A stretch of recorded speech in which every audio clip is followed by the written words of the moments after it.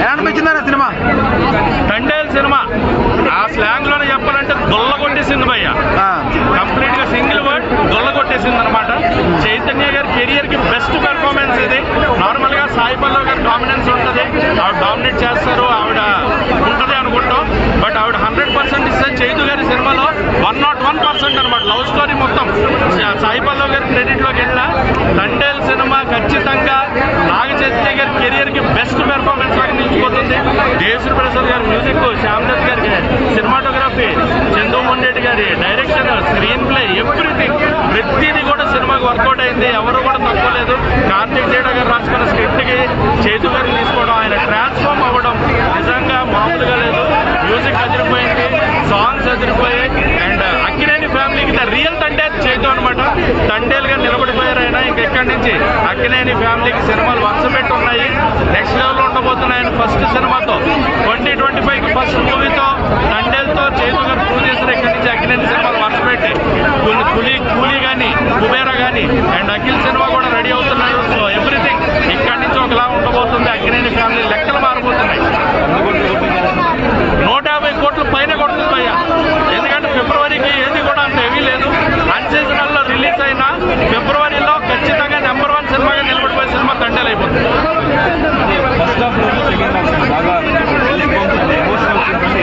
చైతు గారు కనబడిన ప్రతిసారి ఇంటర్వెల్ ప్లాట్ కానీ, ఆయన తండేలుగా ప్రకటించిన సీన్ కానీ, అండ్ చాలా మంది గుర్తుపెట్టుకోండి, చైతు గారు డ్యాన్స్ చేయరు, డ్యాన్స్ రాదు అనే వాళ్ళందరికీ నమో నమ శివాయ సాంగ్ చూడండి ఒకసారి.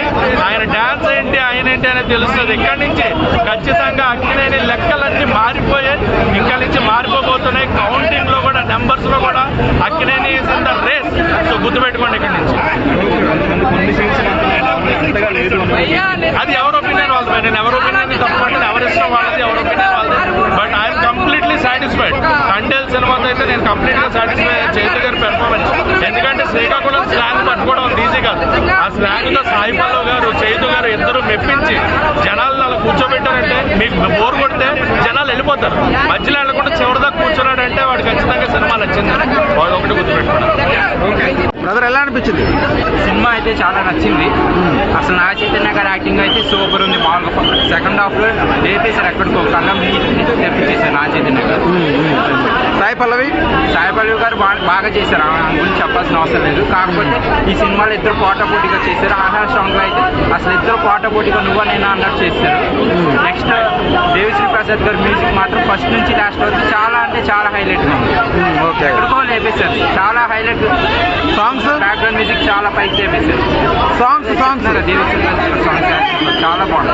ఓకే, సినిమా ఎక్కడికో తీసుకెళ్ళిపోతాయి సాంగ్స్. సినిమా చాలా బాగుందన్న.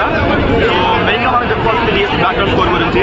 నెక్స్ట్ లెవెల్ ఇచ్చాడు. ఒకప్పుడు మన డిఎస్పీ అయితే ఒక లవ్ ట్రాక్, లవ్ సీన్స్ కోసం కట్టాడు, ఒక పెట్టేవాడు. దానికి మించి ఇందులో ఇచ్చాడు. సో ఒకప్పుడు డిఎస్పీ చూసినట్టు అనిపించింది. అండ్ నెక్స్ట్ మనం చెప్పుకోవాల్సింది హీరో హీరోయిన్ యాక్టింగ్ గురించి. ఇద్దరు పోటీ చేశారు. అసలు మనకి ఏదైతే డైరెక్టర్ చెప్తున్నారో మిగతా ఇంటర్వ్యూస్ లో వాళ్ళిద్దరు ఎలివాడి మరి చేశారనిపించింది. వాడికైతే 100% న్యాయం చేశారు. సో యాక్టింగ్ వైజ్ అయితే.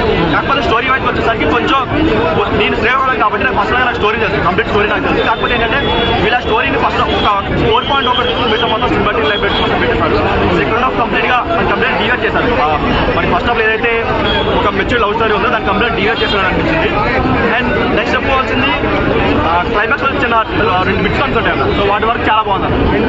అంటే డైరెక్షన్ వైజ్ ఎలా అనిపించింది? డైరెక్షన్ వైజ్ కొంచెం అంత ఇంట్రెస్టింగ్ అని అనిపించలేదు. అండ్ స్క్రీన్ లో కూడా అంత లవ్ స్టోరీ కాబట్టి అంత రేస్గా అనిపించలేదు. స్లాంగ్ అంతా ఓకేనా? శ్రీకాకుళం స్లాంగ్ ఓకేనా? మీ శ్రేయకులం కాబట్టి నాకు ఫస్ట్గా నేను చాలా కనెక్ట్ అయ్యాను. కొన్ని డైలాగ్స్ అసలు ఇద్దరు మాస్ లాంటి అది ఎక్కడ ఆర్టిఫిషియల్ అనిపించింది, బేస్గా అనిపించింది. తండేల్ క్యారెక్టరైజేషన్ ఎలా ఉంది? అంటే తండేల్ బాగా మెయింటైన్ చేశాడు దాన్ని. ట్రాన్స్ఫర్మేషన్ చాలా బాగుంది. సో చాలా వరకు బాగా తీశాడు కూడా. అండ్ తన కష్టం ప్రతిదీ స్క్రీన్ మీద కనిపిస్తుంది. సో ఎంత కష్టపడాలి ప్రతిదీ స్క్రీన్ మీద కనిపిస్తుంది. ఓకే అన్న, థ్యాంక్ యూ అన్న.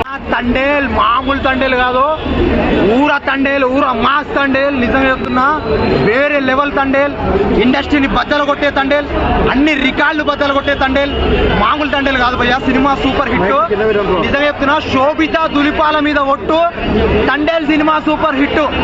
నిజంగా చెప్తున్నా, మనిషి బ్రతుకుండాలంటే ఉండాలి శ్వాస. ఈ సినిమా పుష్ప రికార్డులను బద్దలు కొడుతుందని ఒక చిన్న ఆశ. నిజంగా చెప్తున్నా భయ్యా, సినిమా సూపర్ హిట్.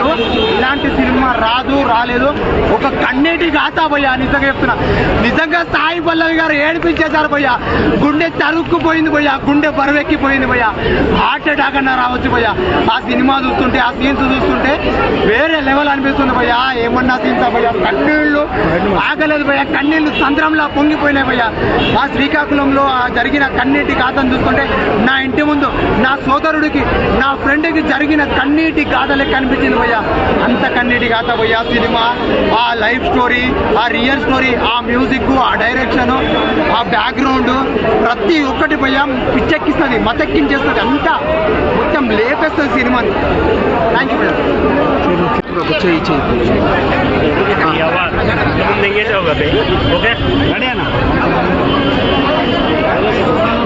ముందుగా అందరికీ హ్యాపీ వ్యాలంటైన్స్ డే. ఈ సినిమాతో ముందుగానే ఎర్లీగా స్టార్ట్ అయిపోయింది. చాలా అంటే చాలా ఒక మంచి pure love story. True love అంటే ఎలా ఉండాలి అనేది చూపించారు. ఇది రియల్ స్టోరీ కాబట్టి స్టోరీ గురించి చెప్పడానికి ఏం లేదు. క్లీన్గా ఎలా అయితే ప్రాపర్గా చూపించాలి అనేది అయితే క్లియర్గా చూపించారు. చాలా అంటే చాలా ఎంజాయ్ చేస్తాం సినిమాని. ఇందులో first of all congratulation Chaitanya అన్న. చాలా రోజుల తర్వాత ఒక proper acting cinema, oriented cinema మీకు వచ్చింది. కొన్ని సినిమాలో యాక్షన్ ఉంటుంది, ఫైట్స్ వీటి మీద నడుస్తాయి, బట్ ప్యూర్గా యాక్టింగ్ మీద నడిచిన సినిమా ఇది. బేసిక్గా సాయి పల్లవి గారు ఉంటే వేరే సినిమా చూడడానికి, సినిమాలో వేరే యాక్టర్ని చూడడానికి ఉండదు, కానీ ఈ సినిమాలో ఆయన డామినేట్ చేసే పర్ఫార్మెన్స్ అయితే చేయడం జరిగింది. ఇంకొకటి ఇందులో నాకు అనిపించిన మెయిన్ పాయింట్, బుజ్జితల్లి సాంగ్ని రిపీటెడ్గా వాడడం కొంచెం ఇరిటేటింగ్గా అనిపించవచ్చు తప్ప మీద అన్నీ చాలా అంటే చాలా అద్భుతంగా అనిపిస్తుంది. మెయిన్గా లాస్ట్ 35 minutes మీకు నిజంగా రియల్ లవర్ ఉంటే, మీరు ట్రూ లవర్ అయ్యి ఉంటే డెఫినెట్గా మీ కళ్ళలోంచి నీళ్ళు అవుతాయి. ఎందుకంటే మనం ప్రేమించిన అమ్మాయి వేరే వాళ్ళతో పెళ్లి చేసుకుంటుంది, దానికి కారణం మనమే అని తెలిసినప్పుడు ఆ ఫీల్, ఆ ఎఫెక్ట్స్ చాలా అంటే చాలా అనిపిస్తుంది. ఇంకొక మెయిన్ పాయింట్ దేశభక్తి. ఆ పాయింట్ చాలా బాగా చూపించారు.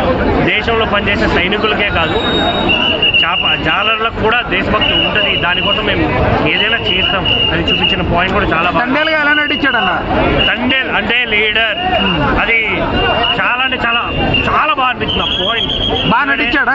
లీడర్ అంటే ముందుండాలి, లీడర్ అంటే డబ్బు సంపాదించే వాళ్ళు కాదు, కష్టం వచ్చిన వాడికి నిలబడేవాడే లీడర్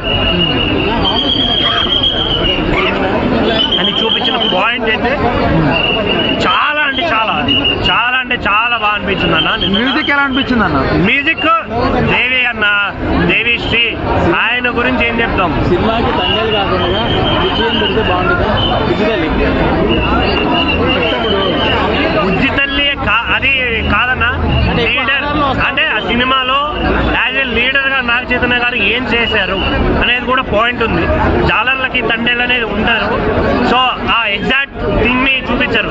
ఎర్రం గారు ఏదైతే చేశారో అదే నాగ చైతన్య గారు ఈ సినిమాలో చూపించడం జరిగింది. సో అది రియల్ స్టోరీ కాబట్టి చాలా సూపర్ అనిపించింది నాకైతే.